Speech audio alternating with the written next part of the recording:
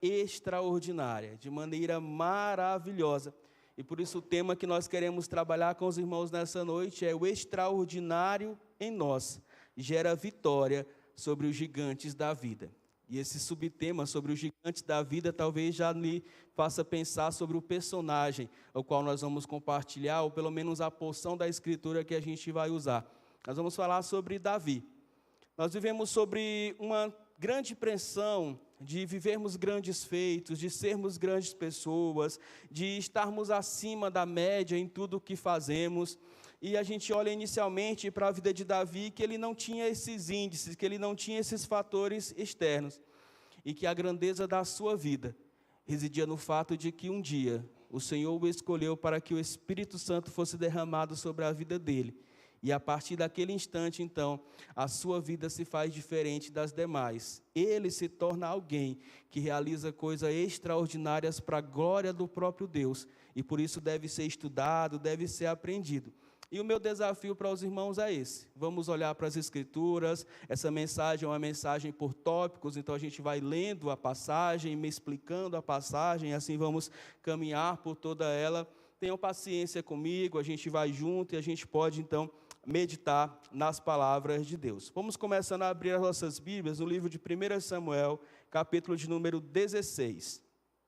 Porque a minha ideia com esse sermão é podermos verificar, a partir do momento em que Davi é ungido, os desafios que se levantam sobre a vida dele e como ele lida com cada um desses desafios. 1 Samuel, capítulo de número 16, eu quero começar lendo no versículo de número 13.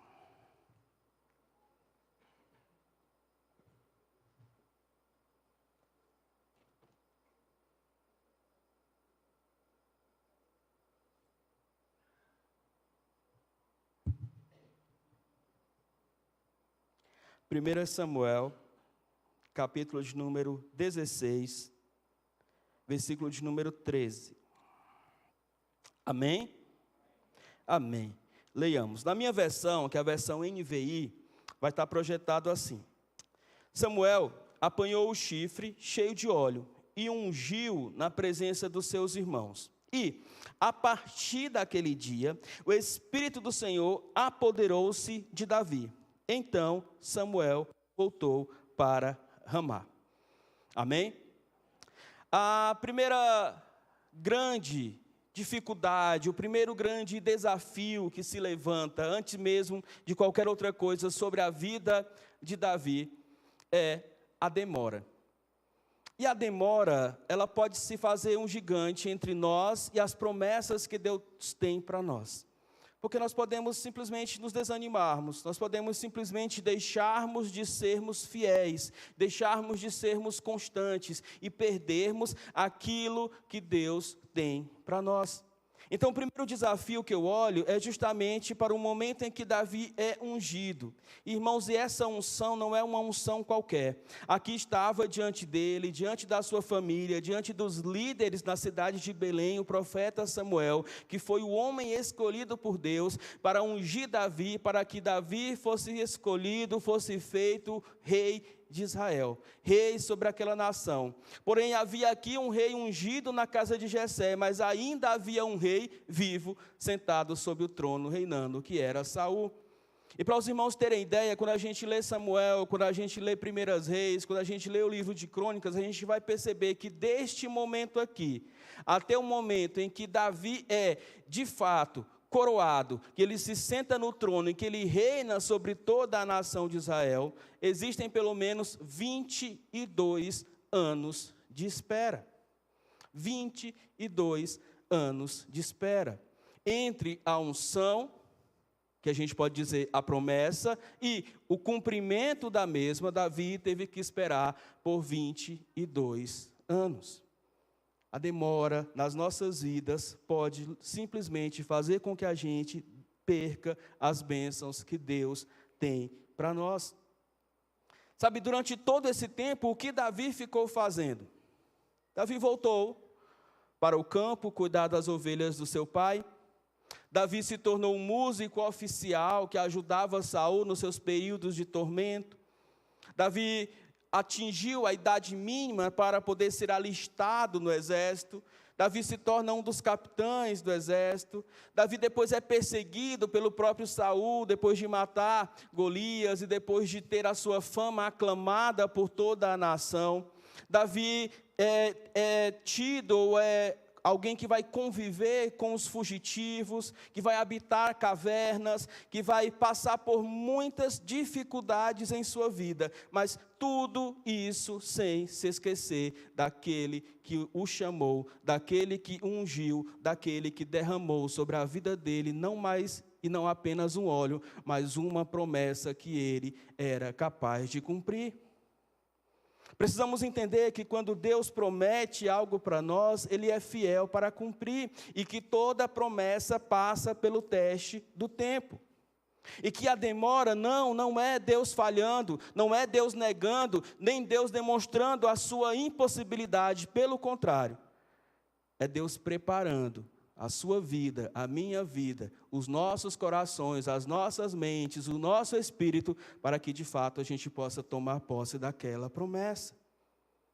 É esse Davi, já na vida adulta, que vai escrever no Salmo 40, versículo 1, o seguinte: esperei confiantemente pelo Senhor, e Ele se inclinou para mim e ouviu o meu clamor. Quantos de nós pode dizer, esperei confiantemente pelo Senhor?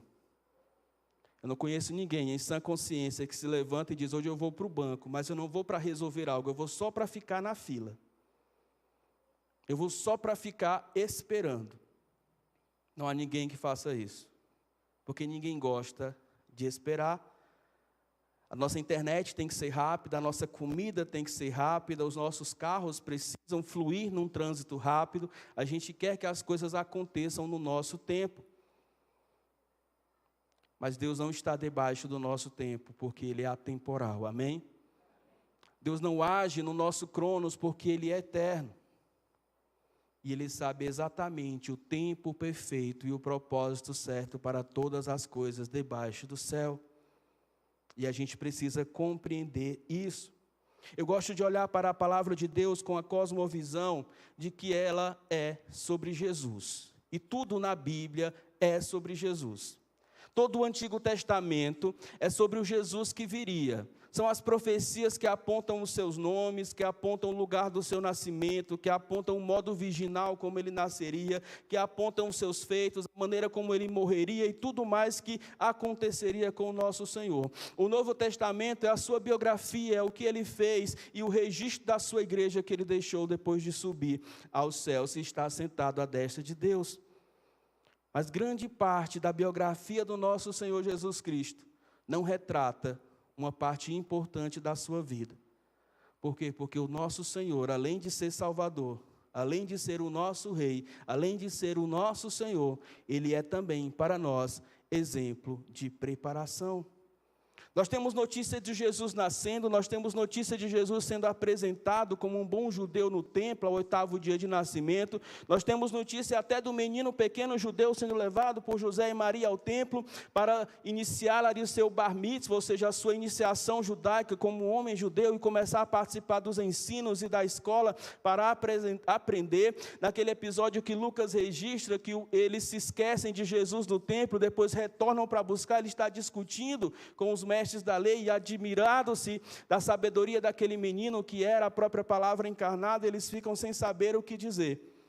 Mas depois disso há um silêncio, há um vácuo, e a gente só vai ver Jesus aparecendo publicamente por volta dos seus 30 anos, para ser batizado por João Batista, para ser tentado no deserto e para iniciar o seu ministério de forma pública. E durante todo aquele tempo ele foi preparado, ele foi moldado. Nós também precisamos ser. Nós também precisamos enfrentar esse gigante que se põe na nossa vida, entre a promessa de Deus e o cumprimento da mesma, como tempo de espera, compreendendo que é o tempo no qual Deus está moldando o nosso caráter, moldando a nossa vida, e nós não podemos desanimar. Eu olho para os esportes e me lembro daquele jamaicano famoso nas Olimpíadas, que domina 3 ciclos olímpicos, 2008 na China, 2012 em Londres, 2016 no Rio de Janeiro, o Usain Bolt, aquele que era capaz de correr 100 metros em menos de 10 segundos. E quando então a equipe de reportagem já emplacada e muito embasbacada com os seus feitos, vão lhe perguntar: o que acontece, como você corre tão rápido assim? Ele diz, abre aspas, as pessoas só veem o que acontece na pista, mas se esquecem que eu me preparei por toda a vida para correr em menos de 10 segundos.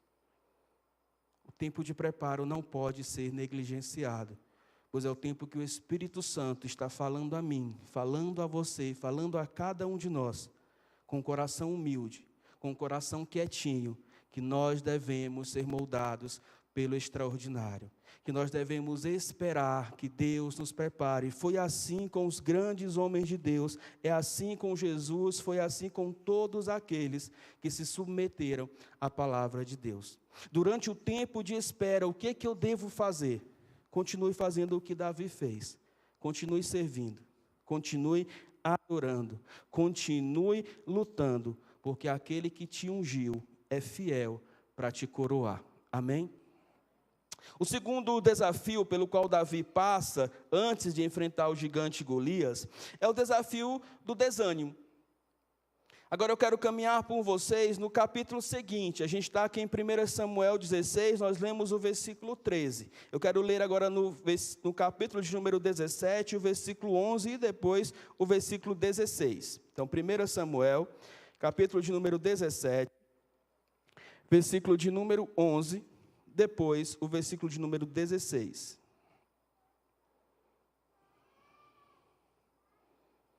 Primeiro Samuel, capítulo de número 17, versículo 11, diz assim: ao ouvirem as palavras do filisteu, Saul e todos os israelitas ficaram atônitos e apavorados. Versículo de número 16. Durante 40 dias, o filisteu aproximou-se de manhã e de tarde e tomou posição. Para os irmãos entenderem o contexto, a nação de Israel estava aqui, passando literalmente por uma batalha contra a nação da Filístia, ou seja, dos filisteus. E essa batalha, um tanto quanto diferente, não foi exército contra exército, mas cada um era escolhido, ou deveria escolher, um herói de guerra do seu exército para que os dois apenas pelejassem. E aquele que perdesse reconheceria a derrota e serviria aqueles que foram vitoriosos. Obviamente, da nação da Filístia se levanta Golias, conhecido como o gigante, um homem com mais de 3 metros de altura, que estava ali desafiando constantemente os israelitas, o povo de Deus. Mas não foi um desafio de um dia, não foi o desafio de uma tarde, foi o desafio de 40 dias seguidos, 2 vezes por dia. Golias ia até a frente, cada um dos exércitos estava em uma montanha, separados por um vale, ele ia até esse vale e então desafiava os israelitas, perguntando se lá não tinha alguém que pudesse se candidatar para lutar contra ele. O resultado desses desafios e da sua fala foi o que nós vimos: medo e desânimo. O campo que era para ser um campo de heróis, o lugar que era para ser o lugar onde o nome de Deus deveria ser glorificado, o campo que era para ser um campo de manifestação do poder de Deus, virou literalmente um campo de covardes, onde os homens estavam tremendo, onde os homens estavam com medo, literalmente de joelhos batendo uns nos outros. Saul, que na sua coroação é dito um homem mais alto que todos os outros, cujos homens de Israel não chegam ou chegam-se no máximo à altura do seu ombro, foi o primeiro a temer. E o medo é contagioso, e com o medo de Saul, que era o rei e líder, todos os demais continuaram temendo aquele desafio. Mas é interessante que alguém que nem pertencia ao exército, tinha ido lá para levar suprimentos, cumprindo a ordem do seu pai. Este era Davi. Ao chegar, ao ouvir o desafio de Golias, disse: eu lutarei contra este incircunciso, eu lutarei contra esse filisteu. Qual a diferença então dele para os demais? Simples. Saul e todos os seus guerreiros estavam ouvindo a voz das ameaças, estavam ouvindo a voz da afronta, estavam ouvindo a voz do inimigo. Davi, diferentemente, estava ouvindo a voz de Deus, estava meditando na palavra de Deus e estava se lembrando de quem o seu Deus era. Davi não olhava para o tamanho do gigante, mas para a grandeza do seu Deus, e entrou naquele cenário com a seguinte perspectiva: se o meu Deus quiser, Ele me dará mais uma vitória. Quantas vezes nós somos desanimados? Quantas vezes nós estamos aflitos? Quantas vezes nós estamos com medo? São nessas horas que a gente precisa se lembrar que a presença do extraordinário em nós pode silenciar as vozes do medo que ecoam no nosso coração, que ecoam na nossa alma e que tentam nos paralisar. Não foi um dia, não foi 2 dias, nós acabamos de ler, por 40 dias ininterruptos, eles eram desafiados e nada fizeram. Quantas vezes nós estamos impedidos de avançar por conta do medo, do desânimo e daquilo que a gente tem ouvido, daquilo que a gente tem visto, daquilo que tem chegado ao nosso coração. Pare imediatamente com isso e ouça a voz de Deus. Ouça o que Deus tem para você. Confie nas promessas dEle e saiba que o extraordinário se manifesta justamente nessas horas difíceis. Não é no dia a dia comum, mas é justamente quando nós precisamos que Deus se demonstra o verdadeiro Deus sobre as nossas vidas. O povo ouvia a voz de Golias, Davi ouvia a voz de Deus, e foi exatamente isso que fez toda a diferença. Mas é interessante que mesmo ouvindo a voz de Deus, e quando a gente se levanta para cumprir a voz de Deus, para seguir a voz de Deus, ainda existem pessoas que se levantam com voz de desaprovação sobre as nossas vidas. E isso não foi indiferente a Davi, isso aconteceu com ele. Olhe comigo, por favor, para a sua Bíblia, Samuel 17, agora no versículo de número 28.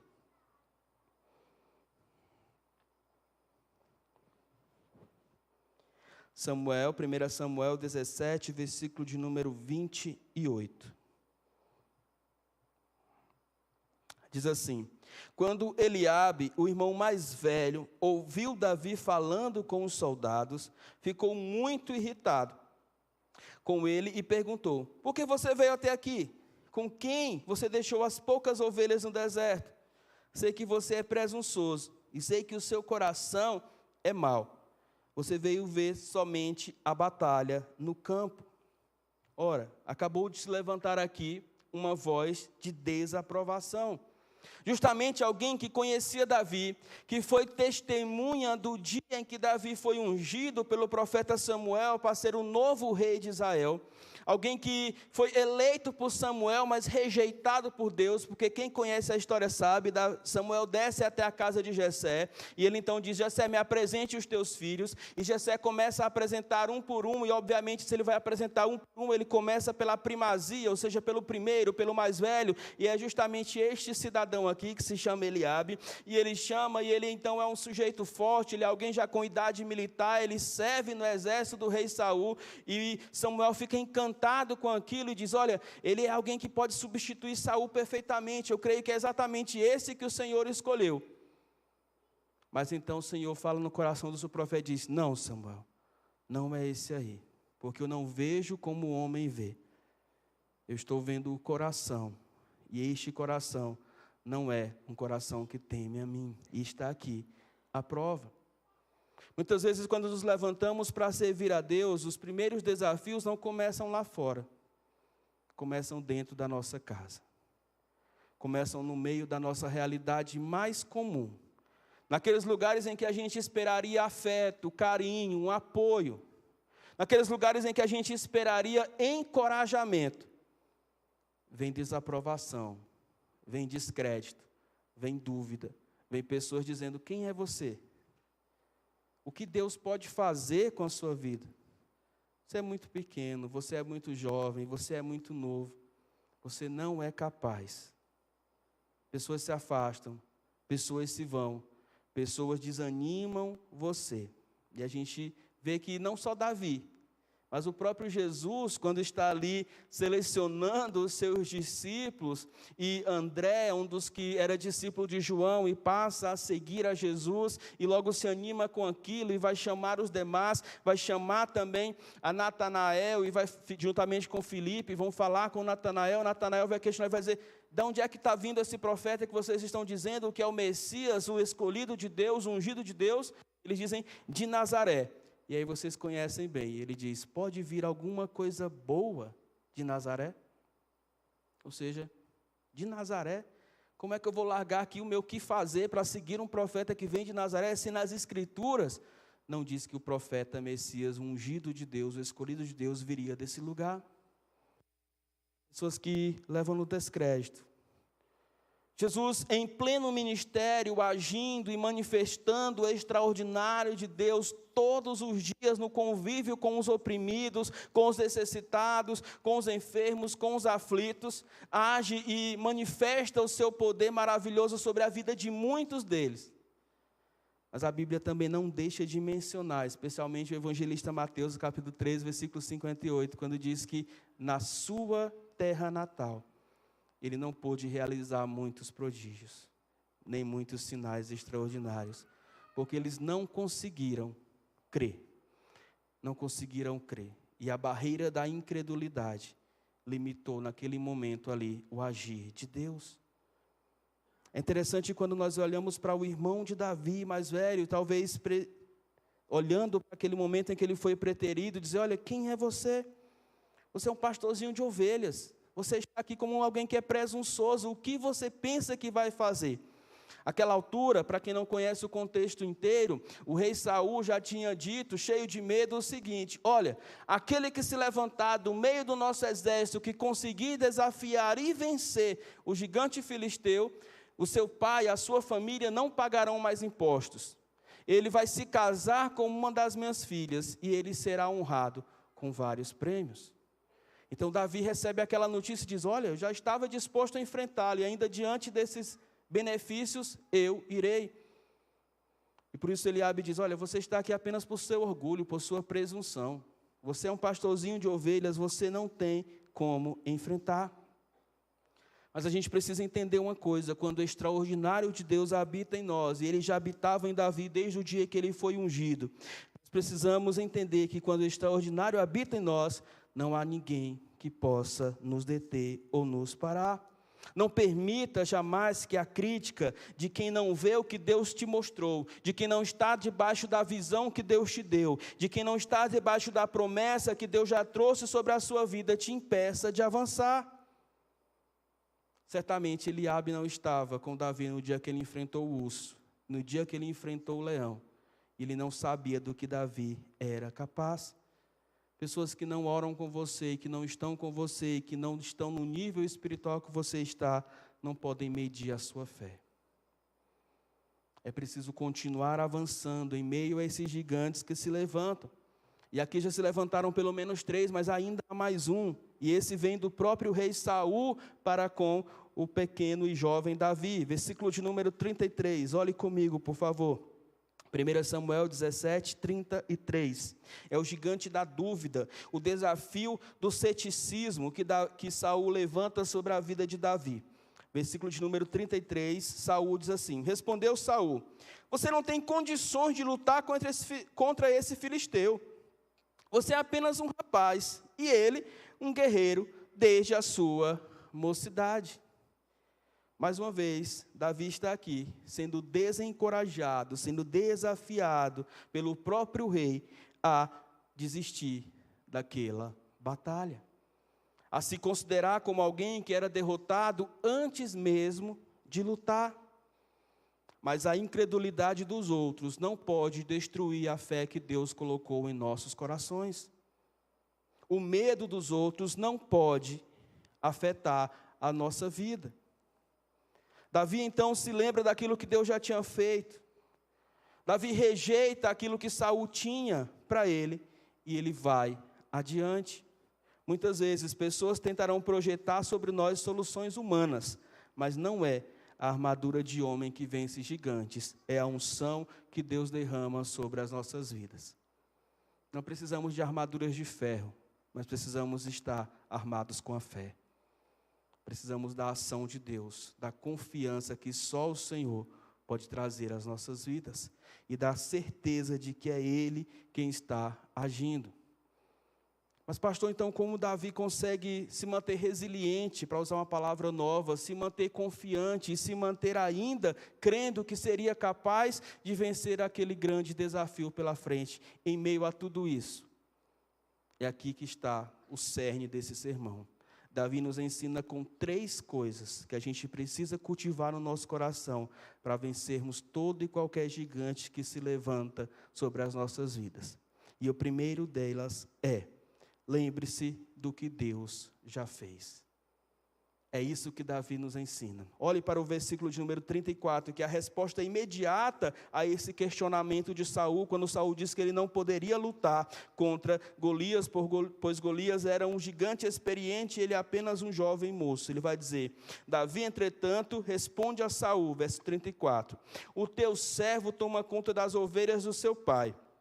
Quando aparece um leão ou um urso e leva uma ovelha do rebanho, eu vou atrás dele, dou-lhe golpes e livro a ovelha da sua boca. Quando se vira contra mim, eu o pego pela juba e lhe dou golpes até matá-lo. O teu servo pôde matar um leão e um urso, e esse filisteu incircunciso será como mais um deles, pois ele desafiou o exército do Deus vivo. O Senhor que me livrou das garras do leão e das garras do urso, me livrará das mãos desse filisteu. Amém?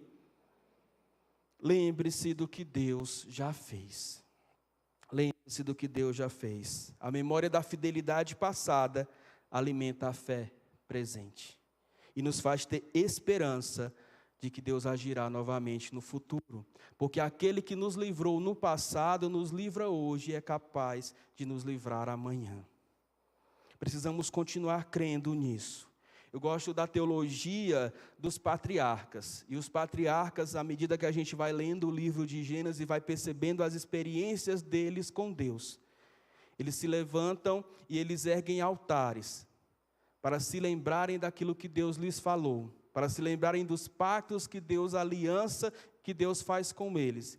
E eles guardam aquilo não apenas para si, mas para as suas gerações. Hoje nós temos na nossa memória o dever de levantarmos altares e nos lembrarmos de todas as vezes que a boa mão do Senhor nos ajudou. Para que diante dos desafios da vida, por maiores que sejam, nós não sejamos tomados pelo medo, mas sejamos cheios da certeza de que aquele que nos ajudou continuará a nos livrar, continuará a nos ajudar, e o extraordinário vai se manifestar mais uma vez.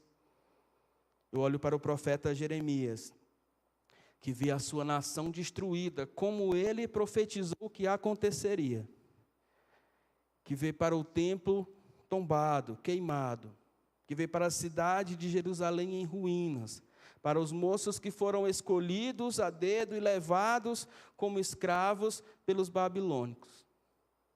Mas ele ainda escreve e diz no livro de Lamentações, capítulo de número 3, versículo de número 21, quero trazer à memória aquilo que me dá esperança. E mais significativo ainda é o que ele vai dizer a seguir, ele vai dizer, porque as misericórdias do Senhor são a causa de não sermos consumidos, porque elas se fazem novas todas as manhãs. E o que significa isso? Significa que ele estava olhando ao seu redor, à sua frente, para qualquer lado que ele olhasse, a destruição. Mas ele tinha a certeza de que aquela destruição era temporária, de que aquela desolação passaria, e o Senhor, mais uma vez, restauraria a sorte de Sião, do seu povo, e se faria forte novamente. E foi assim que Deus o fez, por meio do extraordinário em nós. Foi assim que Deus o fez por meio da vida de Jesus, do seu ministério, da sua morte e, sobretudo, da sua ressurreição, para que por meio dele nós pudéssemos ter vida e vida eterna. Precisamos olhar para as misericórdias do Senhor não como algo que são para serem acumuladas, mas cada dia tem suas próprias misericórdias, e por isso que elas se renovam. Que as de hoje só servem para hoje. Amanhã Deus tem novas para nós. Amanhã Deus tem novas para nós. Amanhã Deus tem novas para nós. Quando Davi olha para isso, olha para o seu passado e vê o grande livramento que Deus lhe deu, ele diz: o urso e o leão foram me dados pela boa mão do Senhor. Esse filisteu também me será dado pela boa mão do Senhor. Então lembre-se do que Deus já fez. Em segundo lugar, use os recursos que Deus te deu. Porque Saul não se deu por convencido. E aqui a gente está falando de um Saul que já tinha se afastado da presença do Senhor, cujo espírito que estava sobre ele era um espírito de perturbação, e que ele então não estava consciente ou concernente com as coisas espirituais, pelo menos benignas, e sim as malignas. E é desse ponto de vista que ele não consegue entender que Deus poderia livrá-lo e livrar o seu povo por meio de Davi. E ele então começa a projetar sobre Davi soluções humanas. Ele diz: tá bom, Davi, já que você vai lutar, já que você está convencido a ir para essa batalha, pelo menos use a minha espada, use o meu escudo, use o meu traje de guerra. E aí, mais uma vez, eu preciso lembrar as questões físicas que estão aqui impelidas. Saul era mais alto que todos os homens de Israel, sendo que o mais alto fora ele não chegava sequer ao seu ombro. Davi era um jovem moço ainda em formação. Ao experimentar a armadura de Saul, ele não se sentiu bem. Ele disse: eu não consigo andar, eu não consigo me mover. E aí é muito significativo o que ele faz. Vamos para o texto. 1 Samuel 17, versículo 38, 39 e 40.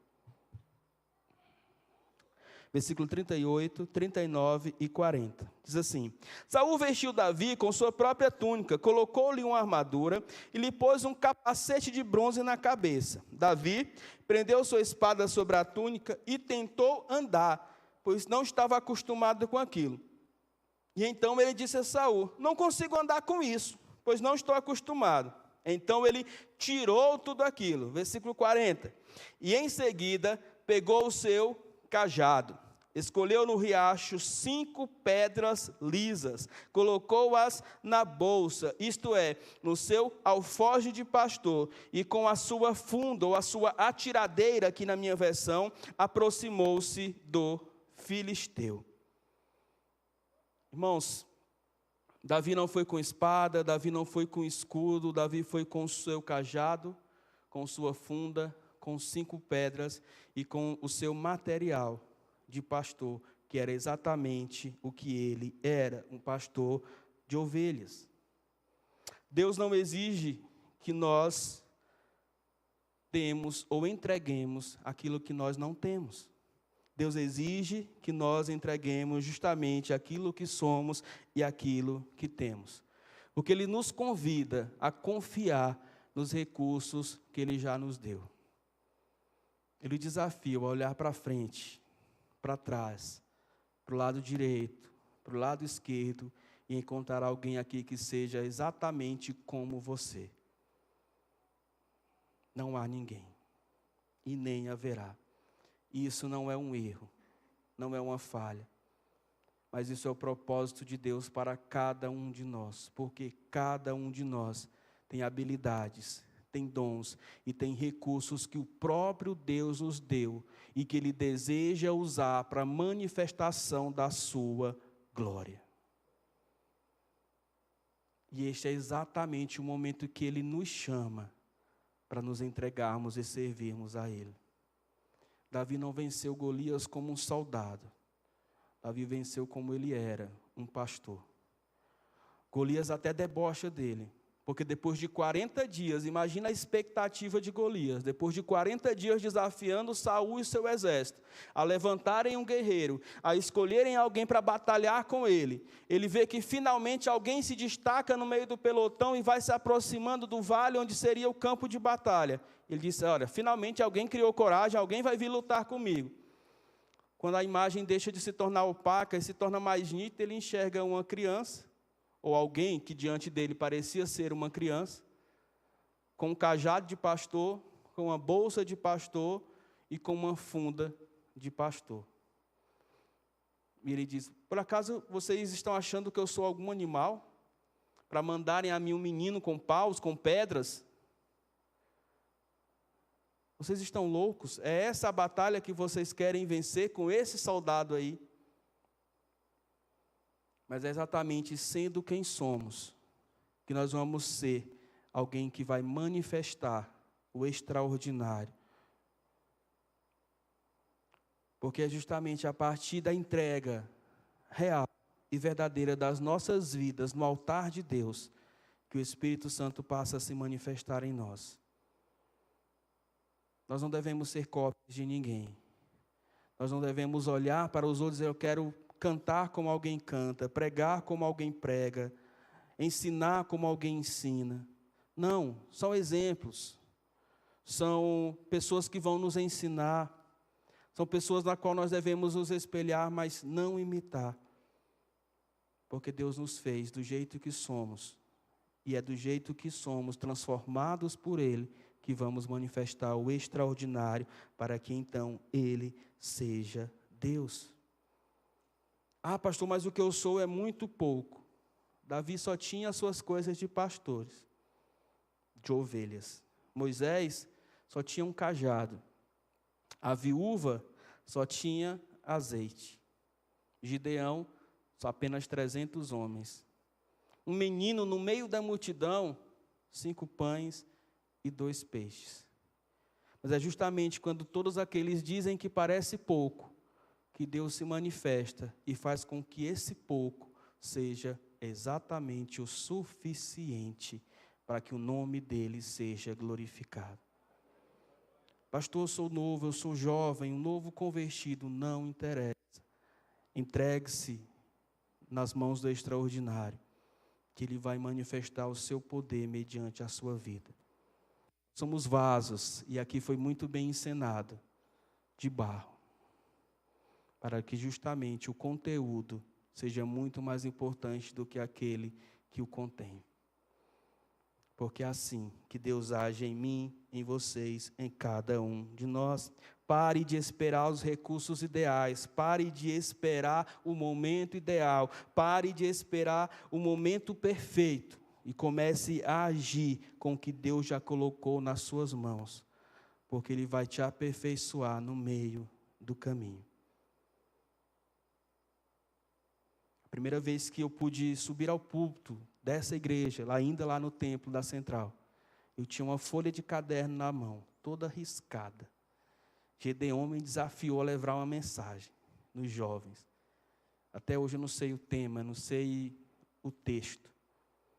Mas eu sei que o Senhor, naquele dia, pôde nos abençoar e continua fazendo até hoje.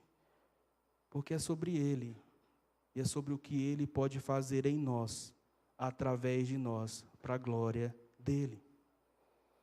Por último, Davi nos ensina o seguinte: confie no Senhor de todo o seu coração. Olhe para o texto, versículo de número 45 e 47. Davi, porém, disse ao filisteu: você vem contra mim com espada, com lança, com dardos, mas eu vou contra você no nome do Senhor dos Exércitos, o Deus dos Exércitos de Israel, a quem você desafiou. Hoje mesmo o Senhor o entregará nas minhas mãos, e eu o matarei e cortarei a sua cabeça. Hoje mesmo darei os cadáveres do exército dos filisteus às aves do céu e aos animais selvagens, e toda a terra saberá que há um Deus em Israel. Davi manifesta aqui toda a confiança no seu coração de que aquela vitória era sua pelo nome do Senhor. Davi entendeu aquilo que ninguém havia até então entendido. Aquela não era uma batalha entre a filista e os israelitas. Aquela não era uma batalha entre os filisteus e o povo de Deus. Aquela era uma batalha entre os deuses dos filisteus, os falsos deuses idólatras dos filisteus, e o único e verdadeiro, e suficiente, poderoso, extraordinário Deus, a qual o povo deveria servir, crer e confiar. Davi entendeu que antes de ser uma batalha física entre um gigante e um soldado, uma batalha espiritual. E por ser espiritual, ele então sabia que a vitória era certa, porque ele era alguém que era servo do Deus verdadeiro.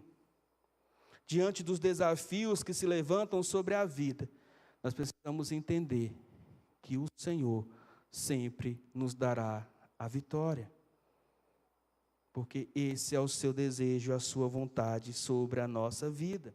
O nome de Deus é uma fortaleza, é um santo refúgio, é um lugar de proteção, e sobre o nome dele nós temos autoridade, nós temos identidade, e nós podemos vencer o mal. O que é dito sobre a igreja e sobre o povo de Deus não é que nós ficaríamos retido, perdido entre quatro paredes com medo, não.